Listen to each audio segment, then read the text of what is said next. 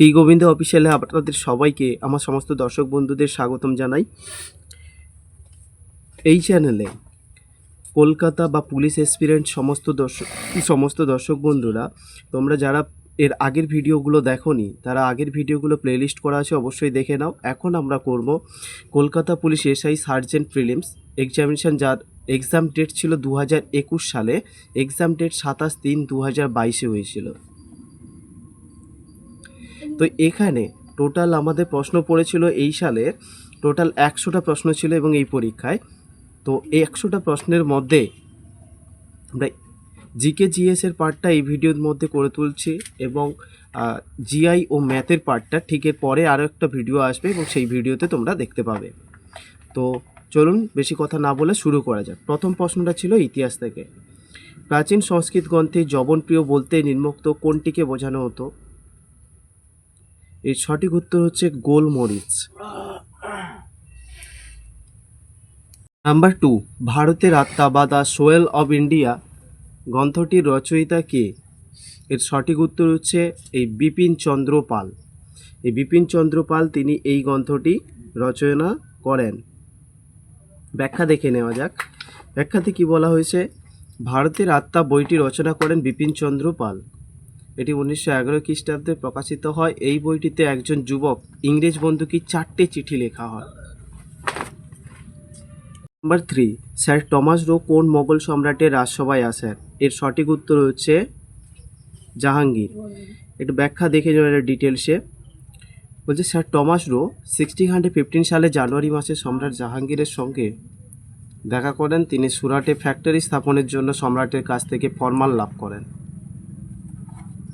Number 4, ইংরেজ সরকার কর্তৃক প্রদত্ত যে উপাধিটি মহাত্মা গান্ধী অসহযোগ আন্দোলনের সময় বর্জন করেন সেটি হলো ভারতরত্ন, না কাইজার হিন্দ, না ফ্রন্টিয়ার গান্ধী, না রায় বাহাদুর? সঠিক উত্তর হচ্ছে কাইজার ই হিন্দ।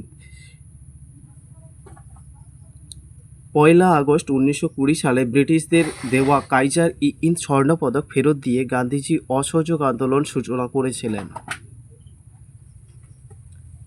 এই কাইজার ই হিন্দ দেওয়ারও পেছনে কারণ ছিল রওলাহ ডাইন এবং জালিয়ানওয়ালাবাগের হত্যাকাণ্ডের নির্মম হত্যাকাণ্ডের প্রতিবাদে তিনি এই ধরনের ইংরেজদের দেওয়া উপাধিটিই তিনি বর্জন করে দিয়েছিলেন, কারণ ইংরেজদের কাছ থেকেই তিনি পেয়েছিলেন। 1919 সালে হয়েছিল, যেটা 1919 সালে আবার হয়েছিল রওলাহ ডাইন এবং জালিয়ানওয়ালাবাগের হত্যাকাণ্ড ঠিক তার পরে ঘটে এবং এই দুই প্রতিবাদে তিনি এই রওলাহ ডাইনের নির্মম প্রতিবাদে তিনি এটাকে ত্যাগ করে দিয়েছিলেন। নাম্বার 5, টোডর মল কিসের সঙ্গে যুক্ত? টোডর মল হচ্ছে অর্থনীতির সঙ্গে যুক্ত।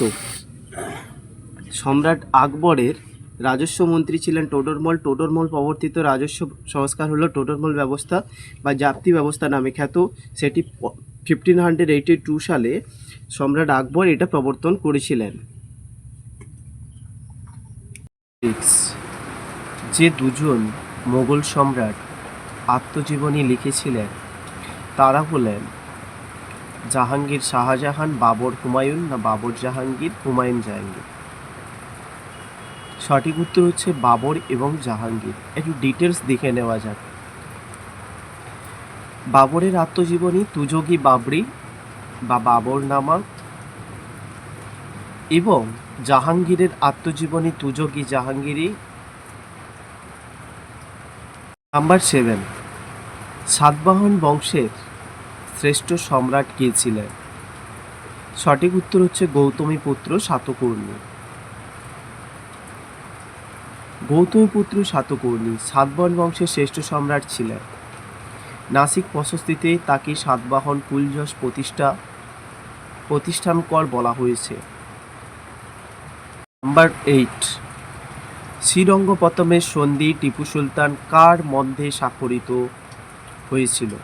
শ্রীরঙ্গপত্তমের সন্ধি টিপু সুলতান ও কার মধ্যে স্বাক্ষরিত হয়েছিল? Lord Cornwallis. এবার কি বলছে? 1792 খ্রিস্টাব্দে বা সালে শ্রীরঙ্গপত্তমের সন্ধি স্বাক্ষরিত হয়। তৃতীয় ইঙ্গ মহীশূর যুদ্ধের পরিসমাপ্তি ঘটে। এই সন্ধি টিপু সুলতান ও লর্ড কর্নওয়ালিসের মধ্যে হয়েছিল এবং সন্ধির শর্তানুযায়ী টিপু মহীশূর রাজ্যের একাংশ নিজাম মারাঠা ও ইংরেজদের প্রদান করে এবং 30 লক্ষ টাকা বা 30 লক্ষ পাউন্ড ক্ষতিপূরণ দেন। এবং জামিন স্বরূপ টিপুর 2 পুত্রকে ইংরেজরা আটক করে। তৎকালীন সময় কি ভয়ানক যে সন্ধিগুলো ছিল, আমরা যদি ইতিহাসের পাতাগুলো ঘেঁটে দেখি বর্তমান পরিস্থিতিতেও সেই রকম পরিস্থিতি ঘুরে আসছে। তো যাই হোক, এবার পরের প্রশ্নে যাওয়া যাক। নাম্বার 9 বলছে নিম্নলিখিত কোন সম্রাট পুনিক নামে পরিচিত? সঠিক উত্তর হচ্ছে অজাতশত্রু। বলছে অজাতশত্রু কেন পুনিক নামে পরিচিত এটা অবশ্যই জেনে রাখা দরকার। তিনি তার নিজের পিতাকে হত্যা করে নিজে সিংহাসনে বসেছিলেন। এটা হচ্ছে ইতিহাসের পাতায় কুনিক বলা হয় ইতিহাসের ভাষায়। তো তাই তাকে কুনিক নামে পরিচিত ওই অজাতশত্রু। এবার আর বাদবাকি জন যে রয়েছে অশোক, বিন্দুসার আর বিম্বিসার, এরা কোন কোন কি নামে পরিচিত একটু দেখে নেওয়া যাক। বলছে বিম্বিসার শ্রেণিক নামে পরিচিত, অজাতশত্রু তো কুনিক নামে, বিন্দুসার অমৃতাঘাত নামে এবং অশোক দেবানামপ্রিয় ও প্রিয়দর্শী নামে পরিচিত। নাম্বার 10 কুষাণ সম্রাট কনিষ্ক কার কাছে বৌদ্ধ ধর্মে দীক্ষা লাভ করেন? সঠিক উত্তর হচ্ছে অশ্বঘোষ। এবার ডিটেলস দেখে নেওয়া যাক। সম্রাট কনিষ্ক চতুর্থ বৌদ্ধ সম্মেলনে আহ্বান করেন এবং কাশ্মীরের কুন্দলবন বিহারে এই সম্মেলনে উপসভাপতি ছিলেন অশ্বঘোষ। অশ্বঘোষ রচিত বিখ্যাত বইগুলি হল বুদ্ধচরিত, ললিত বিস্তার ইত্যাদি। এটা এখন চলছে আমাদের কলকাতা পুলিশ এসআই বা সার্জেন্ট প্রিলিমস এক্সামিনেশান 2021 সালের প্রশ্ন, যার এক্সাম ডেট ছিল 27/3/2022।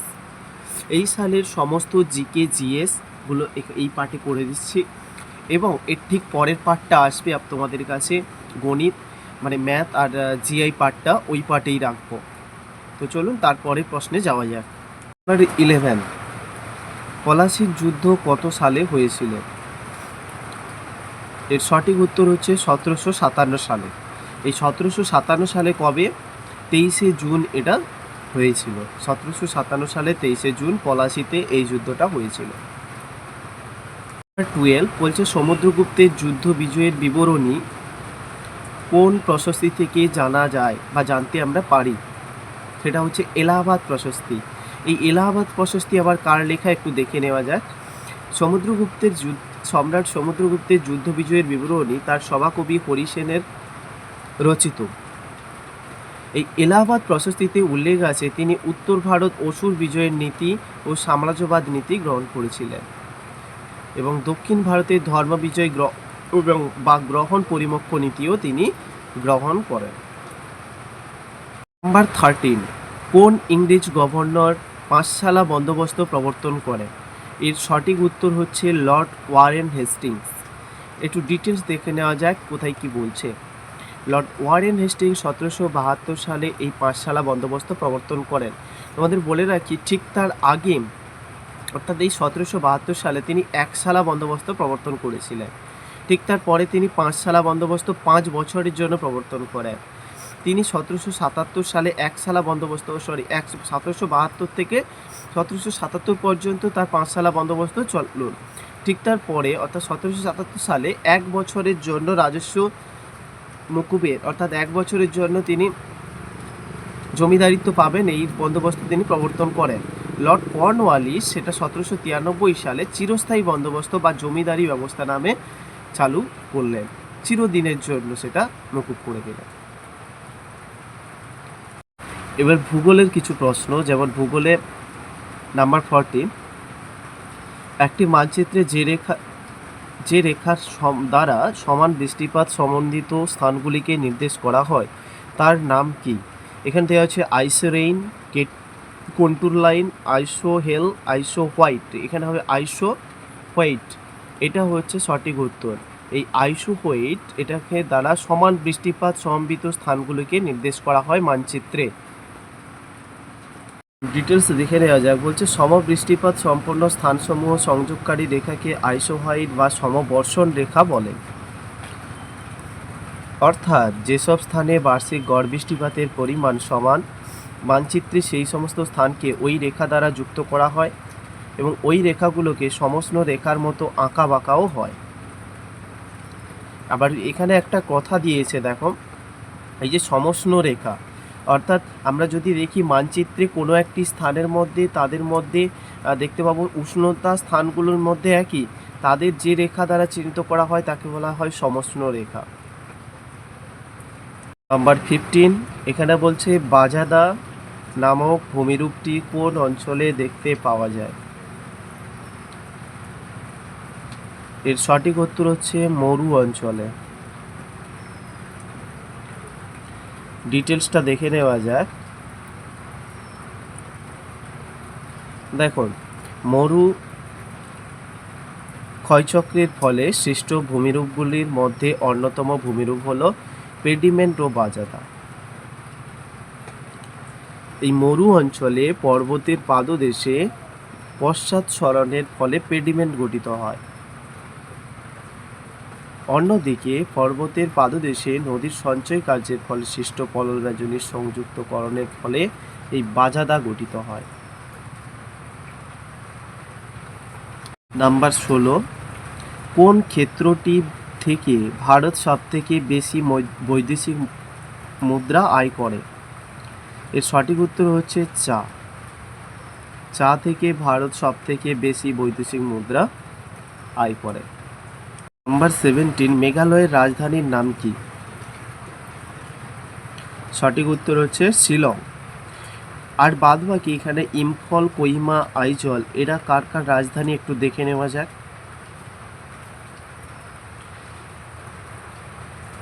বলছে ইম্ফল হচ্ছে মণিপুরের, কোহিমা হচ্ছে নাগাল্যান্ডের এবং আইজল হচ্ছে মিজোরামের। ঠিক আছে। নাম্বার 18, সংবিধানের থেকে প্রশ্ন, কততম সংবিধান সংশোধনীর মাধ্যমে ভারতীয় সংবিধানে মৌলিক কর্তব্যগুলিকে অন্তর্ভুক্ত করা হয়? এর সঠিক উত্তর হচ্ছে 42, অপশন বি, অর্থাৎ 42তম সংবিধান সংশোধনীর মাধ্যমে। 1976 সালে 42তম সংবিধান সংশোধনীর মাধ্যমে মৌলিক কর্তব্যগুলিকে 51A ধারায় অন্তর্ভুক্ত করা হয়েছে। 19, কত সালে ভারতীয় নাগরিকত্ব আইন পাশ হয়? এর সঠিক উত্তর হচ্ছে নাম্বার 1955, অর্থাৎ 1955 সালে ভারতীয় নাগরিকত্ব আইন পাশ হয়। ভারতে নাগরিকত্ব অর্জনের পদ্ধতি হলো জন্মসূত্রে নাগরিকতা অর্জন, রক্তের সম্পর্কে নাগরিকতা অর্জন, নাম্বার 3 নিবন্ধীকরণের মাধ্যমে নাগরিকত্ব অর্জন এবং নাম্বার 4 দেশীয়করণের মাধ্যমে নাগরিকতা অর্জন, নাম্বার 5 ভারতীয় ভুক্তির মাধ্যমে নাগরিকতা অর্জন, নাম্বার 6 অসম সহমতের ভিত্তিতে ব্যক্তিবর্গের নাগরিকতার বিশেষ ব্যবস্থা রয়েছে। নাম্বার 20, লোকসভার বর্তমান স্পিকার কে? এর সঠিক উত্তর হচ্ছে ওম বিড়লা। বর্তমানে লোকসভার 17তম স্পিকার হলেন ওম বিড়লা। নাম্বার 21, কত সালে ভারতীয় সংবিধানে পঞ্চায়েতি রাজ ব্যবস্থা অন্তর্ভুক্ত করা হয়? এর সঠিক উত্তর হচ্ছে 1992 সালে। দেখো, 1992 সালে 73তম সংবিধান সংশোধনী আইনের মাধ্যমে পঞ্চায়েতি রাজ স্বীকৃতি পায়। অর্থনীতি। নাম্বার 22, কোন কেন্দ্রীয় মন্ত্রক প্রধানমন্ত্রী গ্রাম সড়ক যোজনা প্রকল্পটি বাস্তবায়িত করে? এখানে সঠিক উত্তর হচ্ছে, যেহেতু প্রধানমন্ত্রী গ্রাম সড়ক যোজনা তাহলে গ্রাম উন্নয়ন মন্ত্রক। প্রধানমন্ত্রী শ্রী অটল বিহারী বাজপেয়ী 2000 সালে 15ই আগস্ট তিনি প্রধানমন্ত্রী গ্রাম সড়ক যোজনা প্রকল্পটি শুরু করেছিলেন। এবার হচ্ছে পদার্থবিজ্ঞান থেকে প্রশ্ন। নাম্বার 23, কোষের তড়িৎচালক বল এর একক কি, যাকে আমরা বিভব প্রভেদও বলি? এর একক হচ্ছে ভোল্ট। এবার আরও কিছু দেখে নেওয়া যায়। হচ্ছে ডাইন, এখানে ডাইন দেওয়া রয়েছে না, ডাইন হচ্ছে বলের এসআই একক, আর সিজিএস পদ্ধতি বলের সিজিএস একক, বলের এসআই একক হচ্ছে নিউটন। নেক্সট হচ্ছে এই অ্যাম্পিয়ার। অ্যাম্পিয়ার হচ্ছে তড়িৎ প্রবাহ মাত্রার একক। এই যে অ্যাম্পিয়ার দেওয়া রয়েছে, তড়িৎ প্রবাহ মাত্রার এসআই একক হচ্ছে অ্যাম্পিয়ার। এবার হচ্ছে জুল। জুল হচ্ছে কার্য বা শক্তির এসআই একক, আর সিজিএস পদ্ধতিতে আর্ক। নাম্বার 24 রয়েছে ব্যারোমিটার এর আবিষ্কর্তা কে? সঠিক উত্তর হচ্ছে টরিসেলি। এই ব্যারোমিটারে কী মাপা হয়? বায়ুর চাপ। এবার বলছে টরিসেলি 1644 খ্রিস্টাব্দে ইটালির ফ্লোরেন্সে এই ব্যারোমিটার আবিষ্কার করেন। এবার হচ্ছে রসায়নের কিছু প্রশ্ন। নাম্বার 25, প্রকৃতিতে মুক্ত অবস্থায় প্রাপ্ত সালফারকে কি বলা হয়? এর সঠিক উত্তর হচ্ছে ব্রিমস্টোন।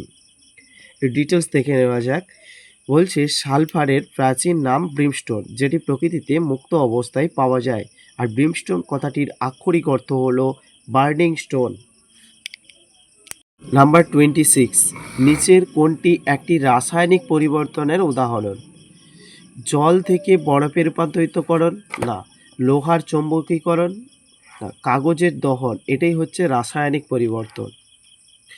ডিটেলস দেখে নেওয়া যাক। বলছে কাগজের দহনের ফলে কাগজে উপস্থিত কার্বন অক্সিজেনের সঙ্গে বিক্রিয়া করে কার্বন ডাই অক্সাইড ও জলীয় বাষ্প তৈরি করে। তাই কাগজের দহন একটি রাসায়নিক পরিবর্তনের উদাহরণ।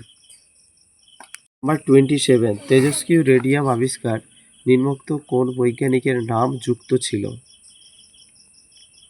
এখানে হচ্ছে সঠিক উত্তর হচ্ছে মেরি কুরি। এবার মেরি কুরি সম্বন্ধে একটু ডিটেলস দেখে নেওয়া যায়। তিনি কবে করেন? 1898 খ্রিস্টাব্দে মেরি কুরি ও পেরি কুরি রেডিয়াম আবিষ্কার করেন এবং 1902 খ্রিস্টাব্দে প্যারিসের ল্যাবরেটরিতে তেজস্ক্রিয় রেডিয়ামের লবণ পৃথক করতে সমর্থিত হন। নাম্বার 28, জীববিদ্যা থেকে প্রশ্ন। নিচের কোনটি একটি জীবন্ত জীববাষ্পের উদাহরণ নয়? বলছে জীবন্ত জীববাষ্পের উদাহরণ নয়, তো সি অর্চিন এটা হচ্ছে জীবন্ত জীববাষ্পের উদাহরণ নয়। বাকি এই যে লিমুলাস, কোয়েলান্থ এবং স্পেনোডেন এগুলি সমস্ত কিছু জীবন্ত জীববাষ্পের উদাহরণ, কারণ এই তিনটে সুদূর অতীতে উৎপত্তি লাভ করে বর্তমান পরিবেশে কোনো পরিবর্তন ছাড়াই এই পৃথিবীতে বেঁচে আছে, অথচ তাদের সমসাময়িক জীবগুলির বিলুপ্তি ঘটেছে। কিন্তু তাই এই তিনটে হচ্ছে জীবন্ত জীববাষ্প, কিন্তু সি অর্চিন জীবন্ত জীববাষ্প নয়। একটু দেখে নেওয়া যাক ডিটেলসে।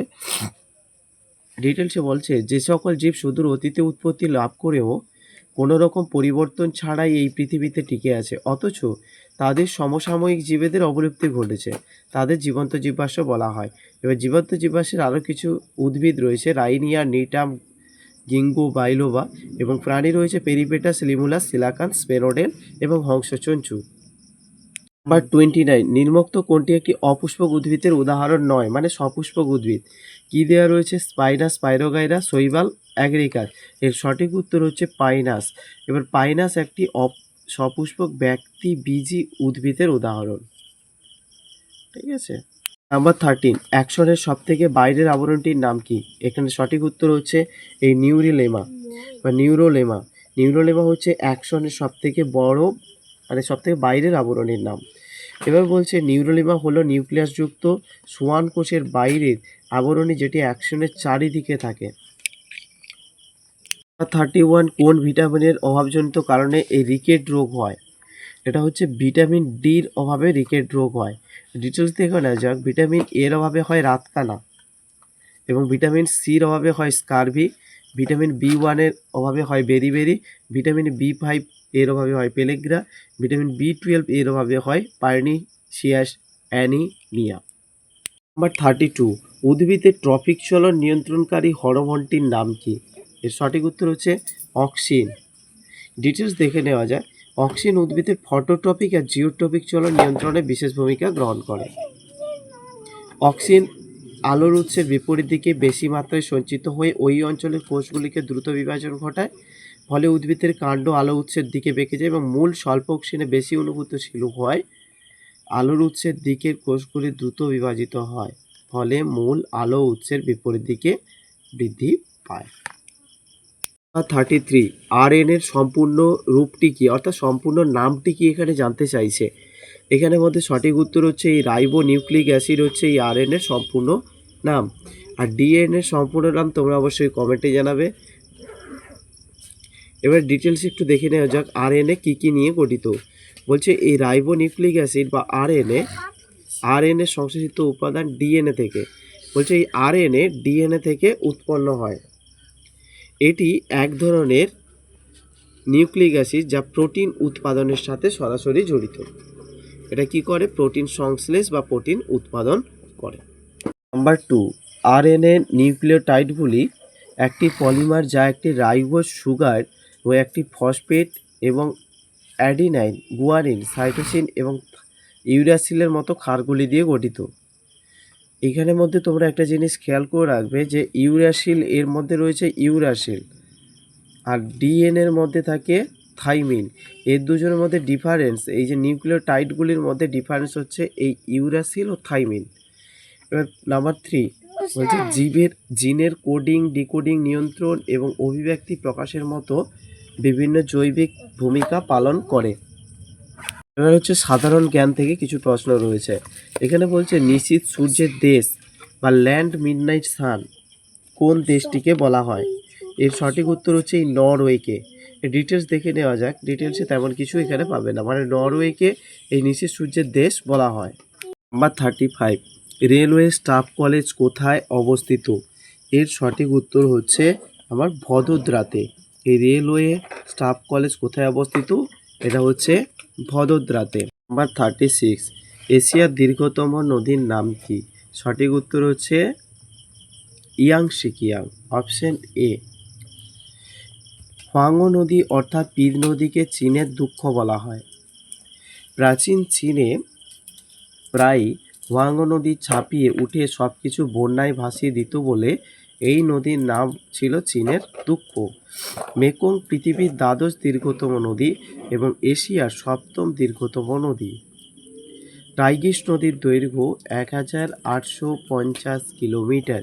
টাইগ্রিস ও ইউফ্রেটিস নদীর মিলিত প্রবাহের নাম সাত-এল-আর। এই ডিটেলসগুলো সমস্তগুলো আগামী পরীক্ষার কাজে লাগবে। নাম্বার 37, বিখ্যাত নৃত্যশৈলী সালসার উদ্ভব কোন দেশে? সঠিক উত্তর হচ্ছে আমার কিউবা। কিউবাতে এই সালসার উদ্ভব হয়েছে। নাম্বার 38, বিসি রায় পুরস্কার কোন বিভাগের জন্য দেওয়া হয়? এর সঠিক উত্তর হচ্ছে আমাদের পরিবেশ, সাংবাদিকতা, সঙ্গীত না চিকিৎসা শাস্ত্র? সঠিক উত্তর হচ্ছে চিকিৎসা শাস্ত্র।